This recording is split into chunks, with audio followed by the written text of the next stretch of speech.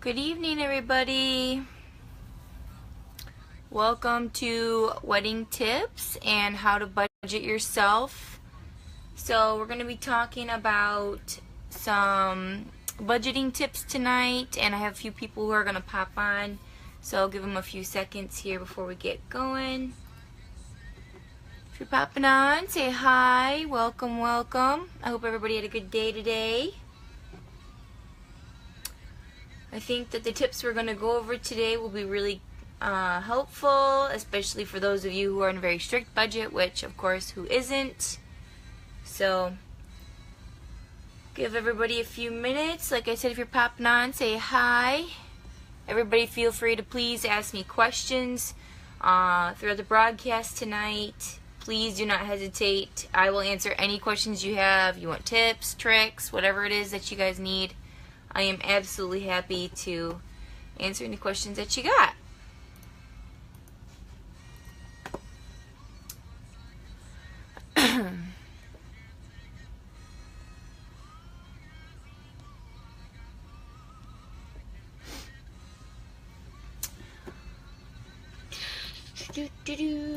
Alrighty, so we'll go ahead and get started.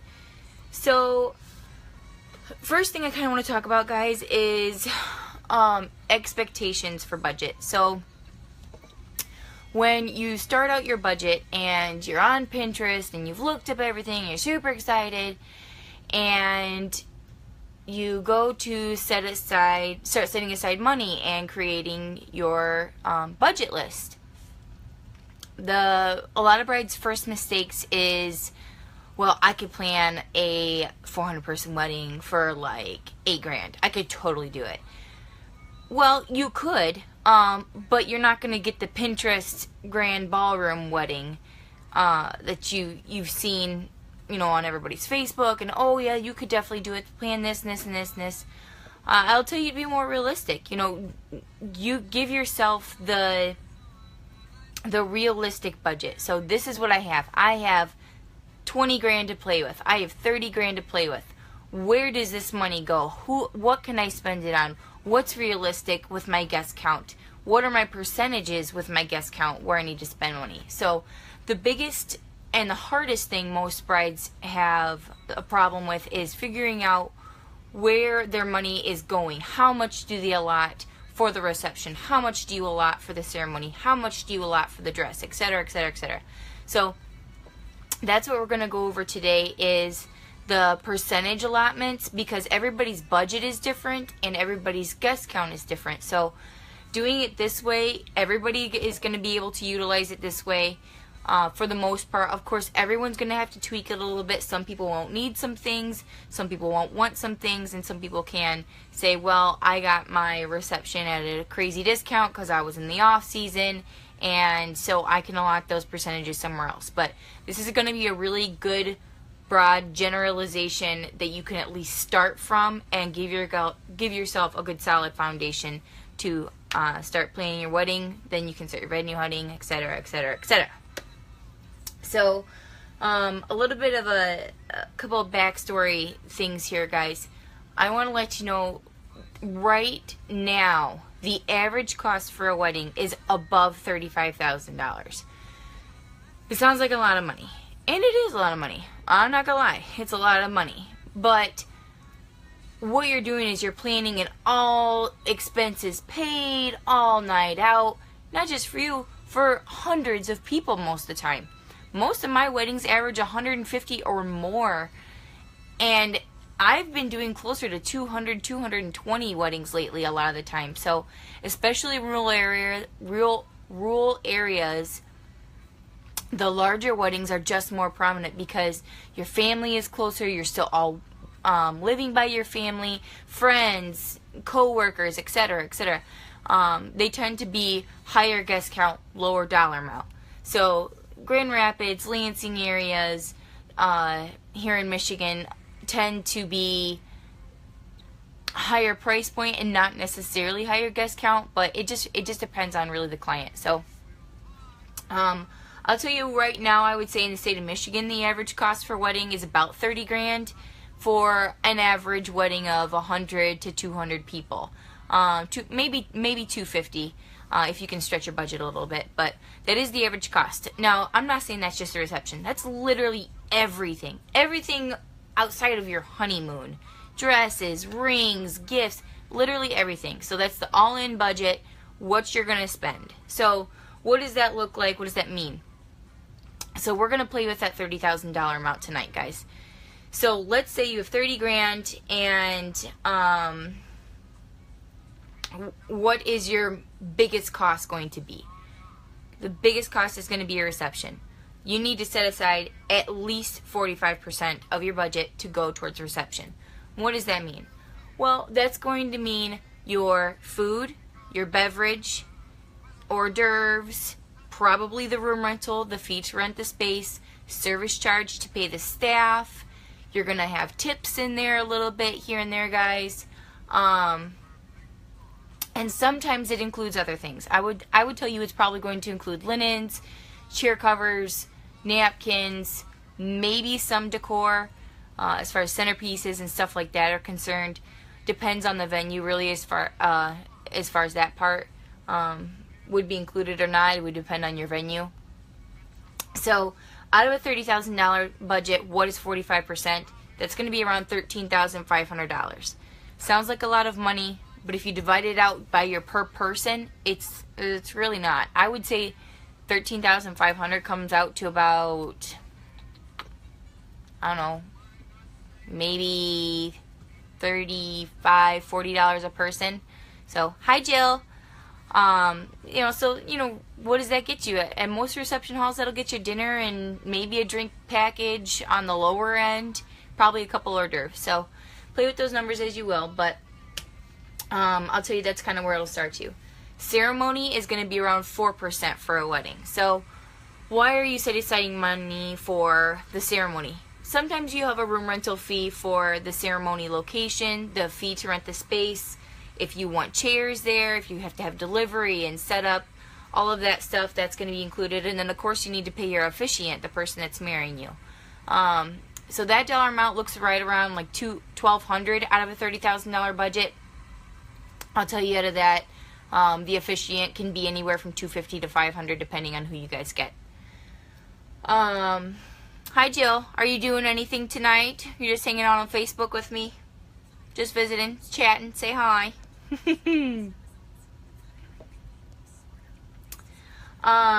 So moving on from there, your next, well, these next few are pretty close together. The next one is going to be your attire. So, your dresses, tuxes, shoes, jewelry, all that kind of stuff. That's going to be around the 8% mark.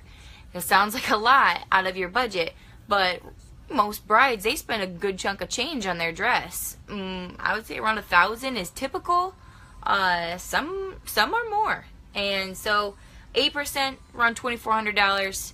So if you take $1,000 out of that right away, that only leaves you $1,400 to work with for tuxes for the groom, of course. But then you'll have rehearsal dinner, clothing. Then you're gonna have, lingerie, underdresses. I know, I saw she's getting married. I'm so excited. I'm so excited for those two. I just love them. Hi, Tanya. Thanks for jumping on. Say hi. Ask me any questions. Yes, Jill, I bet you're doing all the budgeting, too. For Amy. You can always jump on and ask me questions, Jill, anytime. I'm here. So pretty much as far as the tire is concerned, you can always, cut that one down a little bit. Let's say you get a steal on a dress or sample sale, anything like that. You can always, move that money around. But I would say to be safe, that's probably a good set budget there. Going on from that, flowers. So flowers are really dependent on the bride for as far as budgeting. Some brides lately, they don't like real flowers, or they want silk flowers. Wood flowers are really big right now. So it really just depends on the person. Regardless, you're going to have some sort of decoration, bouquet, centerpiece, whatever it might be. So you still need to budget it.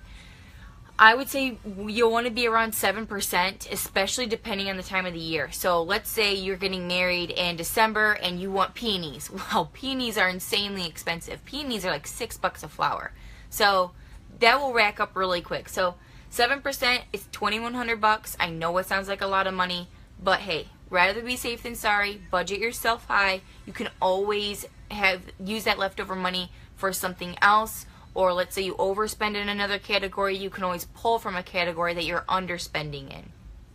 But like I said, and the flowers too, guys, that's not just, it's not just bouquets. It's bouquets, boutonnieres for the groomsmen, and then grandparents and grandmothers, the wristlets, the corsages, it's ceremony arch decor, it's flowers going down the aisle, it's reception centerpieces, head table decor.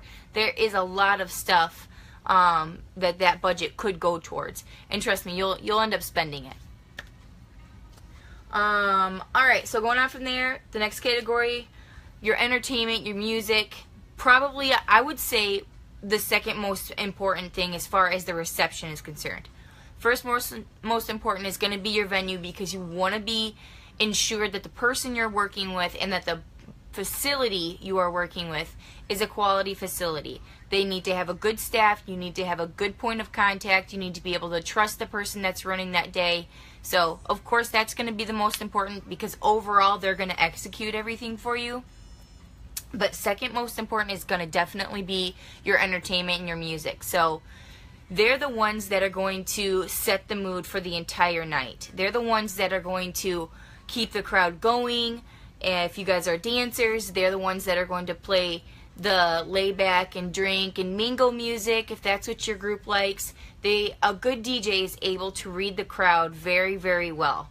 So let's say they start out with pop music because that's what you like, and it's not doing nothing for your group. They throw a rock song out there, it goes off well, it goes off great, and everybody's loving it. He'll probably play a little bit more rock songs, where an inexperienced DJ probably won't even try to do that. He'll stick exactly to your playlist and play only that. Some brides give DJs a very hard and fast playlist, which is absolutely fine. There's nothing wrong with that. But just know a good DJ will really read the crowd and make sure that overall everybody's having a really great night and creating the right atmosphere that you're wanting for the event. As far as live bands are concerned, it's pretty much the same thing. They're gonna set the tone for the evening. Live bands tend to be a lot more exciting, so live bands really have weddings or groups that tend to party down all the way to the end of the night. So live bands are really fun if you can afford them. They tend to be a little more expensive, but as far as that's concerned, again, guys, I know it's another high percentage. It's 8%. You're gonna want to set aside about $2,400 for that. And you know, $2,400, if you end up getting a DJ, that's probably going to get you a little bit more than just the DJ services. It'll give you a couple extra hours more. So let's say you book a 6-hour package, you need 7 hours. I would say that's going to probably run you about $1,200, maybe $1,300 for a decent DJ, a pretty good one. And after that, the rest of the money is more so going towards extra things. So uplights, pipe and drape. Did you want a hidden video? Do you want a crazy grand entrance? Is there a cool backdrop they're providing for you? Is there a lighted monogram they can provide for you? So, like I said, budget yourselves high. You can always come in low. Next thing is going to be photography. So, it depends, again, on the bride in this category. Some brides are not as crazy finicky about the photography or the videography for the evening, but I will tell you that personal experience, I had a really great photographer.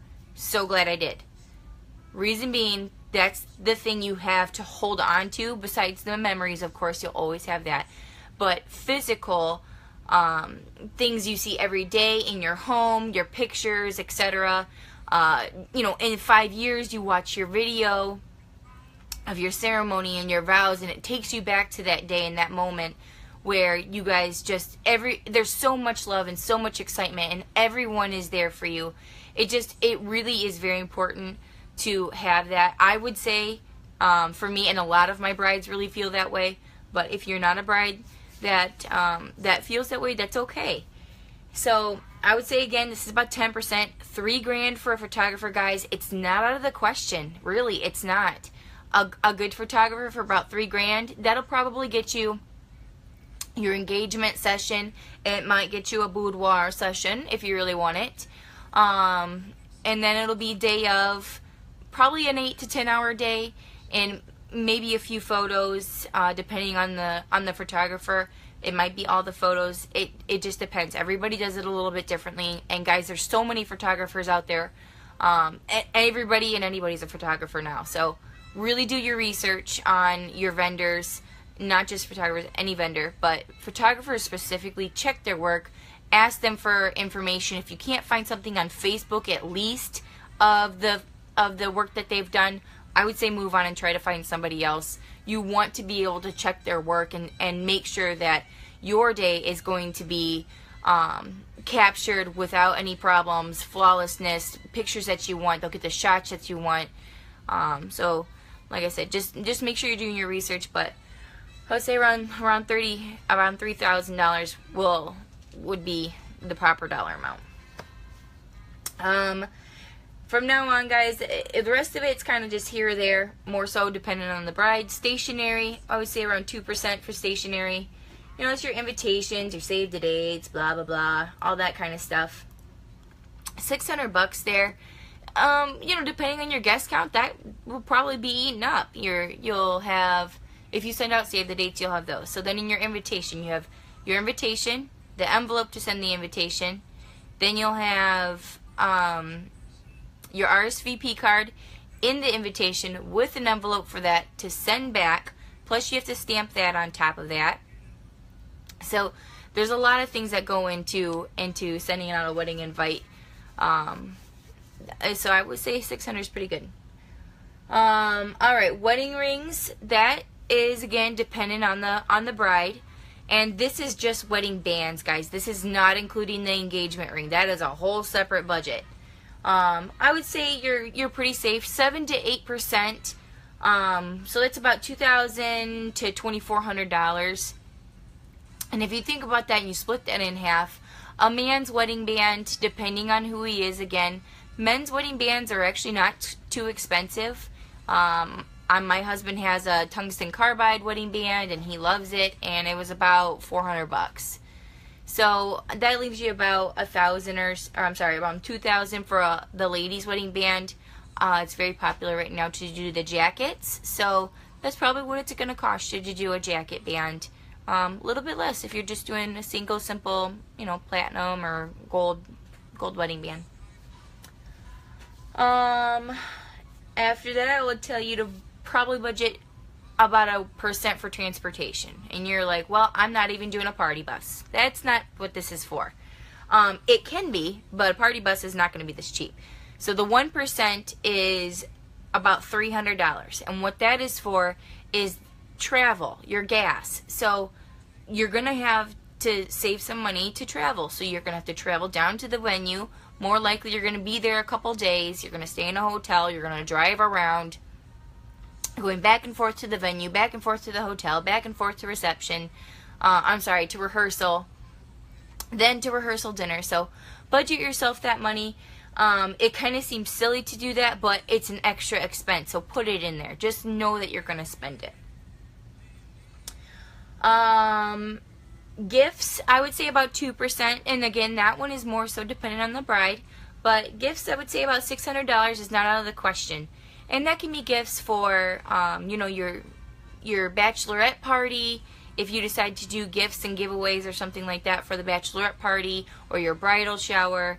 And then, of course, day of the wedding. And again, guys, not every brides do these, but most of them do a groom's gift and a bride's gift. And then sometimes they do gifts for the bridal party themselves. So I would say about $600, not out of the question, especially if you have a pretty decent bridal party. They average around 8 to 10 right now.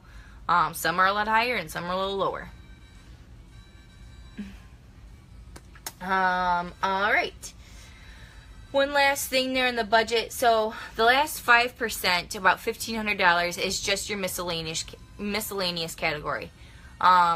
It's for things that pop up. Added expenses to a category. You can pull it out of your miscellaneous, and or just extra things that pop up that you want. Let's say you book your you book your photographer and it costs you the full $3,000, and you decide you want a videographer and it costs you another $1,000. Pull it out of your miscellaneous category.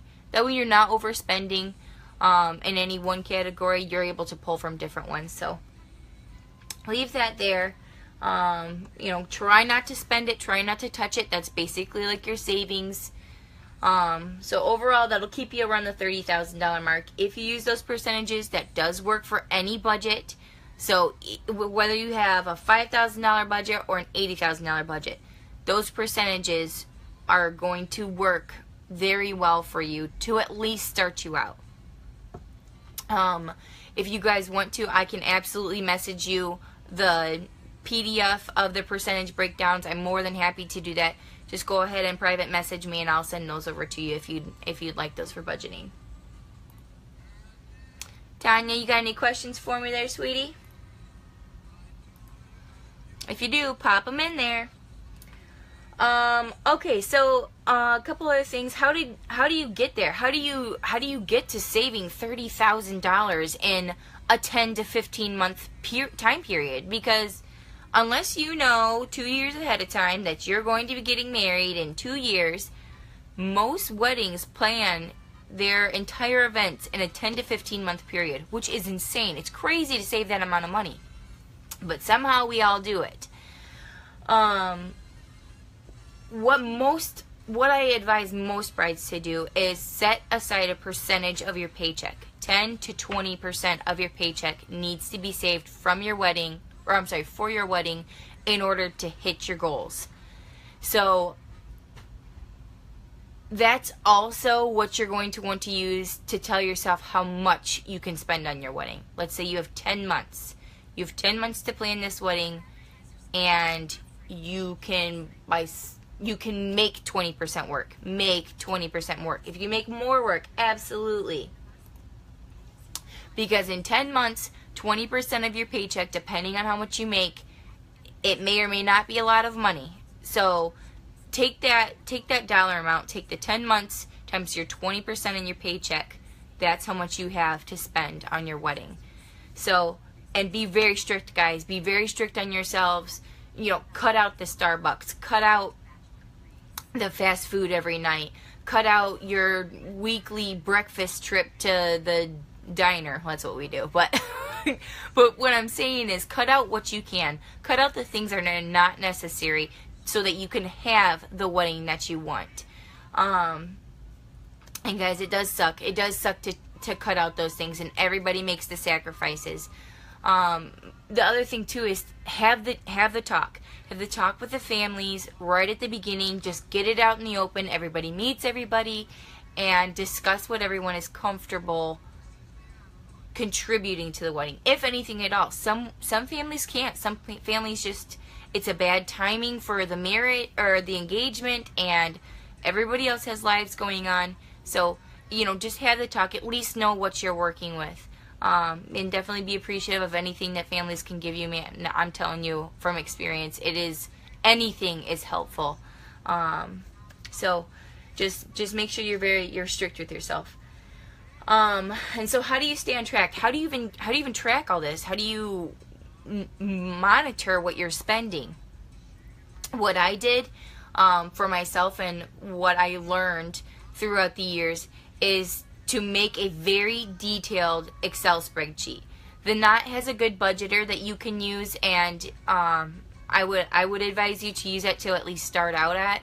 But I was very detailed. So I had reception, then I had everything in reception. So I broke it down. So here's my reception tab. I've got $5,000 to spend in reception tab. What is in there? I've got table linens, I've got napkins, I've got chair covers, I've got food, I've got dinner, I've got hors d'oeuvres, I've got bar. You list it all out. So there's your 20 items in your reception column. Then at the top of that column, you're going to have estimated budget at $10,000. You're going to break down that $10,000 into those 20 items. I'm putting 1,000 here, 1,500 here, 200 here, etc., etc., etc., till you get to your total, of course. And then as you actually purchase items in your third column. So first column is the items, the breakdown. Second column is your estimated budget that you've set aside to start yourself at.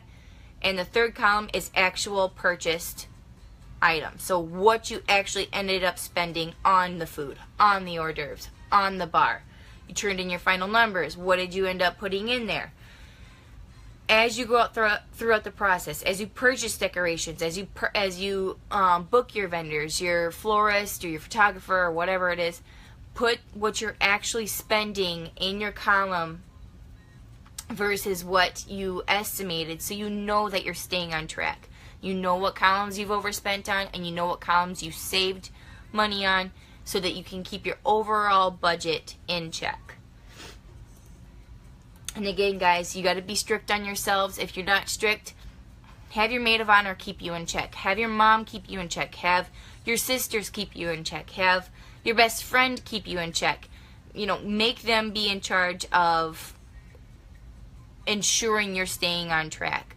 And if you ask somebody to ensure that you're staying on track, do not get frustrated with them when they're checking in on you. You've overspent and they're like, hey, we need to find somewhere else to put this money. We need to pull from somewhere else. They're not being harsh. They're not being mean. They're doing the job that you asked them to do. And trust me, you will thank them when they do it. When it comes to the end and you have $2,000 extra in your budget to spend on the honeymoon that you couldn't afford right away, or $2,000 to put on that down payment on that house that you guys just put an offer in because you were crazy and you bought a house while you're planning a wedding. Trust me, you will definitely appreciate their hard work and their constant nagging. So out of all of that, guys, I hope that was really, really helpful. And like I said, if you have any questions, please do not hesitate to ask me. Please do not hesitate to private message me. I'm always happy to go over these again with you in person. I'm always happy to answer any questions that you guys have. And I'm absolutely more than happy to send you over the percentage breakdowns if you guys need it. I'm more than happy to do that. So, thanks for hanging out with me, and I hope that was helpful. If you have any questions on the replay in there, guys, please, like I said, go ahead and post them right in the comments or private message me. Tanya, thanks for hanging out with me throughout the whole thing. I hope that was helpful to you, and I hope everybody has a great rest of the night, and good luck on planning your wedding. Bye!